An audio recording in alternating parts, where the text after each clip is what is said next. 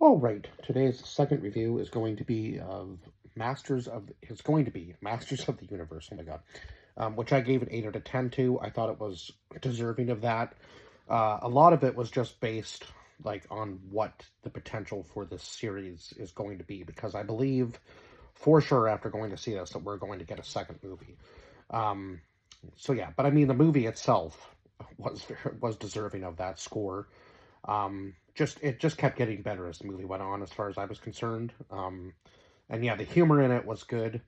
And I did see a lot of people online talking about how um, He-Man was like a very humorous character, and they tried to change that. And a lot of the names of the other characters weren't said a lot in this movie, but I mean, he pretty much named everybody just based on his drawings from like memory of everybody when he was a kid through those 15 years that he was transported to Earth, right, from Eternia. So yeah, I mean, I wouldn't say that there was anything wrong like with this movie. Now, a lot of people said he was like a goofier character, but I don't remember He-Man being that way. Like even in the newer shows, like he has a humorous side to him for sure, but I wouldn't say that he was like he's not trying to be taken as like a humorous character um at all, in my opinion anyway.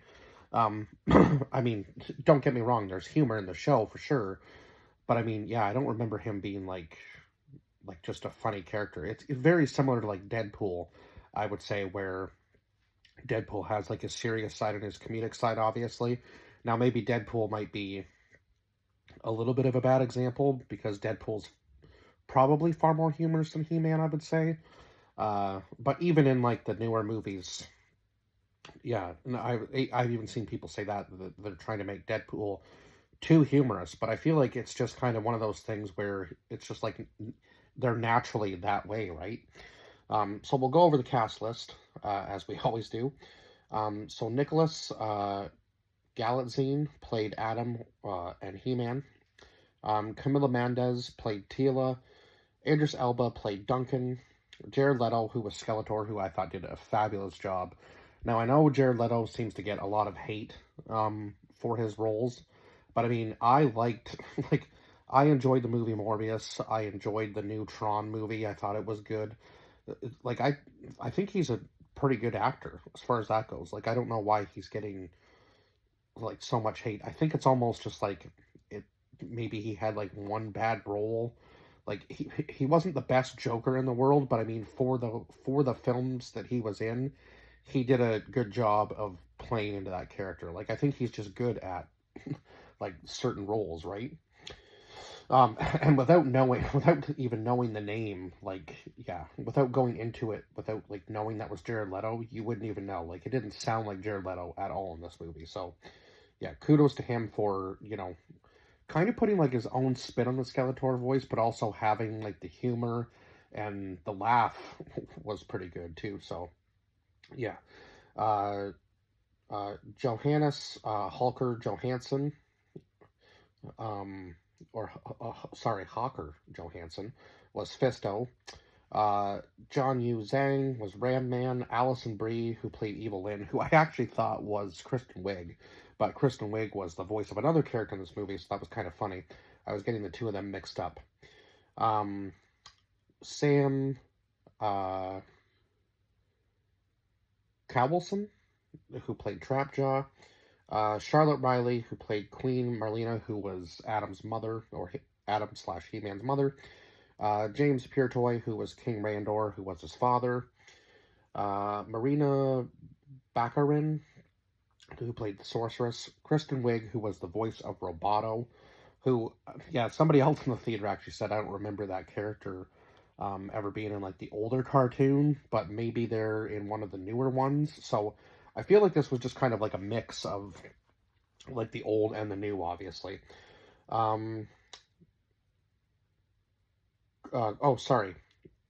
Christian Bettridge, who played Diane, and then James Wilkinson, who played Mechanic, and then Dolph Lundgren, who was the Macho Man in the gym where Adam was working out. So yeah, and that is like a throwback to the first He-Man movie from 1987. And I remember watching that one when I was a kid and kind of thinking it was a little bit goofy and really not quite that great. But, I mean, that was 1987, and I feel like that was kind of like somewhat trying to follow the like original cartoon, but they tried to make it a live action, and I feel like back then it was probably competing with a lot of movies like it was definitely probably competing with like Arnold Schwarzenegger's movies, like kind of followed the same sort of uh what's the word, like same sort of formula, I guess, as like Conan the Barbarian or something like that, because it was still very like it definitely had like the 80s action movie feel to it, and it just didn't make a whole lot of sense from what I remember. And the costume designs were not that great. Like, it was not that great of a movie even when I was young. I think I may actually have it on DVD somewhere in my collection here. I might have to take a look and see if I have it, or if it's still at my dad's place. Maybe watch it at some point just to do a review of it, because it was just such a goofy movie. But I feel like they kind of, obviously they're trying to have the nostalgia in there, the feel of that, but also bring like a new age take to it. So yeah, I thoroughly enjoyed this movie. I thought the effects were pretty good. Now, don't get me wrong, there were a couple moments where it was noticeable, uh, like in some smaller moments maybe, where, you know, it looked a little sloppy. So that's why I only gave it an 8. But I mean, other than that, like the big moments where it really mattered, I felt like the animation, the CGI, the VFX, whatever they were using, and I believe they might have even used some practical effects as well in this movie for some of the scenes. So, yeah, it just worked. Like, everything just worked really well in this movie, like, as far as that goes. And it had a good storyline, like, obviously, Adam being a kid and living in Eternia, and then when Skeletor arrives, obviously, because in the heart of Eternia was the Sword of Power. And I know they even make fun of that, saying that that's kind of like a lame name, but that's what they went with, was the Sword of Power. And everybody was after this sword, because if they had the sword, they basically ruled Eternia. So that was what Skeletor was after. And of course, the sorceress was the one who protected the sword, and she gave it to Adam and transported him to Earth. So he's telling this entire story to somebody who he's like on a date with. Um, and of course, that's going to seem so far fetched, like such a wild story. But I mean, at least he has a very like active imagination. That's what I would say, right? Um, but yeah, she just ends up getting up and leaving, and he's trying to like still explain it to her, even as she's like walking out of the restaurant, and he just goes, like, he's kind of just giving up on the whole like dating thing, I would say, at this point, because nobody's ever really going to believe him. Because it just sounds so crazy, right? Even his roommate is kind of still on the fence until the very end of the movie, of course, where he brings his roommate to Eternia, but it was just kind of funny. Um, so yeah, throughout the 15 years, Adam has been searching for the Sword of Power, right? And finally somebody is able to find it for him, but I think he does end up getting fired from his job, because that's all he's basically doing. Now, I'm not really sure, like, exactly what his job entailed. Like, it seemed like kind of like maybe some sort of like life coach job, or I'm sure they probably said it, but it wasn't like a big like staple in the movie. Other than the fact that he tried to use like what he was doing at his job, it almost seemed like a marketing slash like life coach type thing, like what he was trying to do. Um, yeah, it was just, yeah, I don't really, yeah, I guess that wasn't really like the most important thing in the movie for sure. Obviously, him trying to get back to Eternia was more important. So when he does finally find the sword, it sends off some sort of signal, and Tila is able to actually find him on Earth all these years later. So it has been a very long time, obviously, and Tila's all grown up. And I guess clearly when they were kids, you can tell that Adam had feelings for her, because when they get into like some pretty serious like tight spots, and then their ship crashes or whatever, you think that she's gonna like tell him that she felt the same way, but then she like totally just shuts that idea down and says, like, as a friend, you've always been a good friend, and nothing will ever change that. And he's like, no, great. Here we go. I'm just going to be the friend, I guess, which is, oh, man, it stings when that happens, but it is what it is. Sometimes things don't always work out the way you want it to, and you could see it in his face that it was just like, man, like I was totally thinking the wrong thing, and yeah, I just got shut down completely.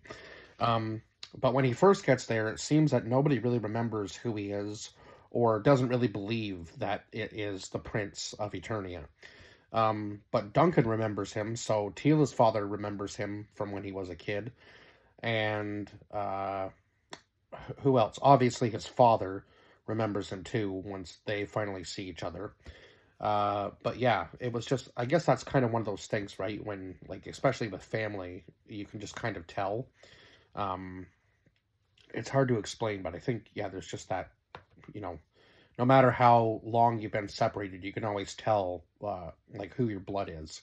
It's such a weird thing, but yeah, it's just like a feeling type thing, I guess. But obviously, Adam's mother and father have been captured by Skeletor, and most of Eternia has been, like, completely destroyed. So all of the people of Eternia are hiding, or are in hiding until they can finally, like rise back up again, right? And they think that obviously the Sword of Power is going to be able to do that. So Adam has this transformation, which was very cool, very well animated. And the costume design in this, I think, was definitely kind of outmatched. Well, definitely outmatched definitely outmatched the older movie, that's for sure. But yeah, they definitely poked fun at the costume too. But I did like the costume design in this one, and a lot of people said that he wasn't, like, in, like, the best physical form for the role. But I mean, I would say he was pretty physically fit for this role. Like, when he did his transformation, it was almost like kind of like watching Captain America in the first movie go from, like, a little scrawny dude to, like, just completely jacked, like, super soldier type thing.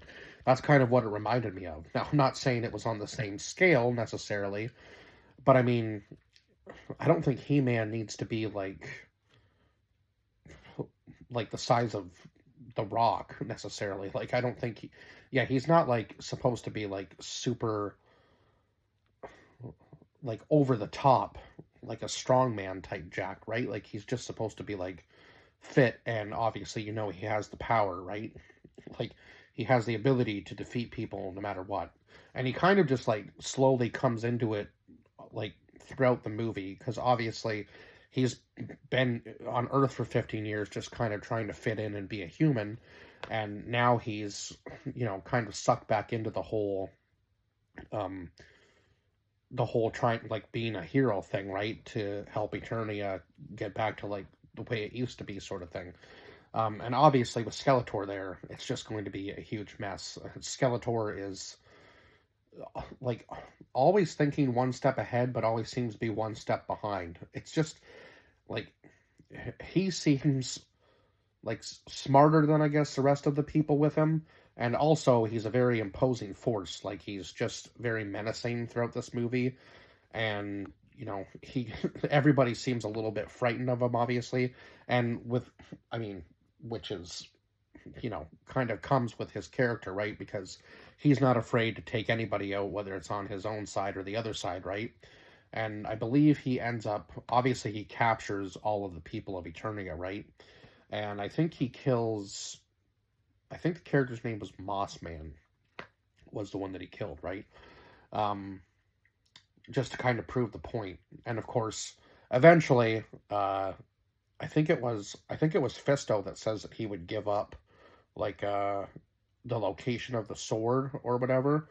And yeah, that action scene where they're flying on the ship, and Adam is able to, like, stop the enemy ships from chasing them down and just, like, totally toss them to the side, was super cool. Yeah, the action sequences in this were really well done. All of them were choreographed really well, and just watching, like, He-Man kind of come into his own and just kind of, like slowly realized that it wasn't the sword that was the vessel. It was actually him.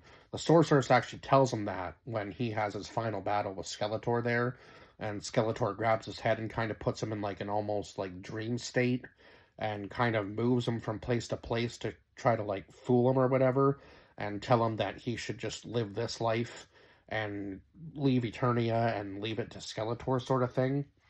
But eventually, once Adam realizes that he is the one with all the true power, and uh, that's why the sorceress chose him, was to use him as the vessel and not the sword.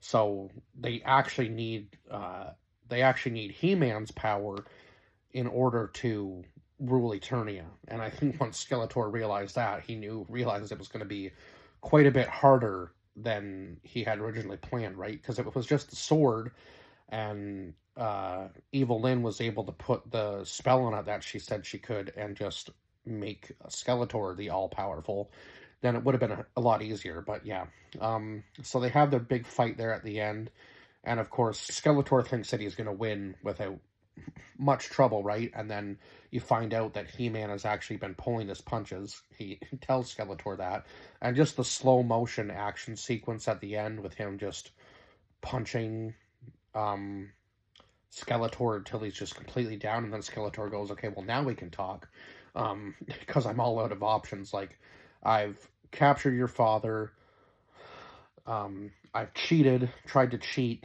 and get all my men after you, and that didn't work, and now we're one-on-one, and I still think I'm going to win up until the very last moment where you show me that you have the power, you just don't choose to use it all the time because you don't like using that much strength against somebody.